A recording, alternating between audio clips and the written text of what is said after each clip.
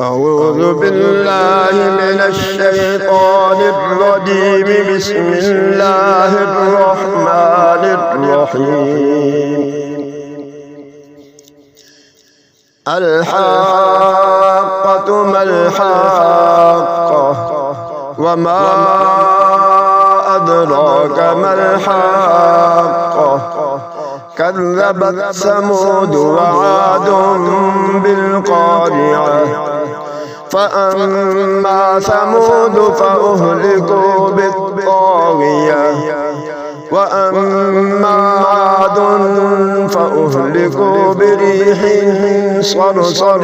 عاتية سخرها عليهم 7 ليال و8 أيام حسوما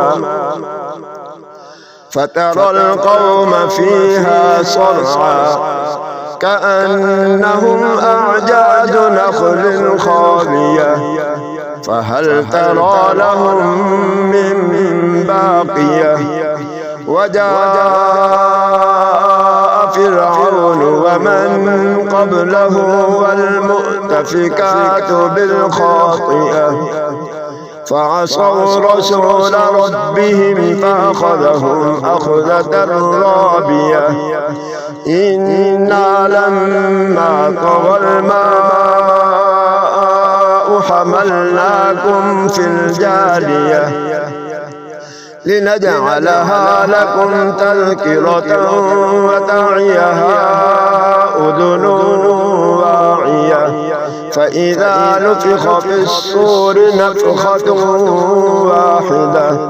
وحملت الأرض والجبال فدكتا دكة واحدة فيومئذ وقعت الواقعة وانشقت السماء فهي يومئذ واهية والملك على أرجائها ويحمل عرش ربك فوقهم يومئذ 8 يومئذ تعرضون لا تخفى منكم خافية فأما من أوتي كتابه بيمينه فيقول هاؤم اقرءوا كتابيه إني ظننت أني ملاق حسابيه فهو في عيشة راضية في جنة عالية قطوفها دانية كلوا واشربوا هنيئا بما أسلفتم في الأيام الخالية وأما من أوتي كتابه بشماله فيقول يا ليتني لم أوت كتابيه ولم أدر ما حسابيه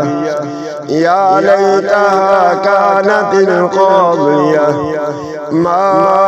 أغنى عني ماليه هلك عني سلطانيه خذوه فغلوه ثم الجحيم صلوه ثم في سلسلة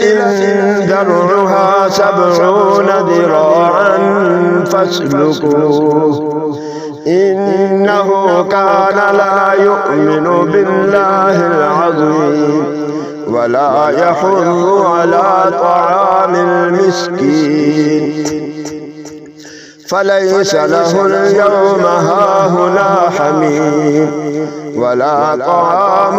إلا من غسلين لا يأكله إلا الخاطئون فلا أقسم بما تبصرون وما لا تبصرون إنه لقول رسول كريم وما هو بقول شاعر قليلا ما تؤمنون ولا بقول كاهن قليلا ما تذكرون تنزيل من رب العالمين ولو تقول علينا بعض الأقاويل لأخذنا منه باليمين ثم لقطعنا منه الوتين فما منكم من أحد عنه حاجزين وإنه لتذكرة للمتقين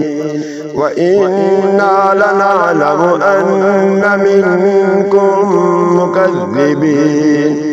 وإنه لحسرة على الكافرين وإنه لحق اليقين فسبح باسم ربك العظيم صدق الله العظيم.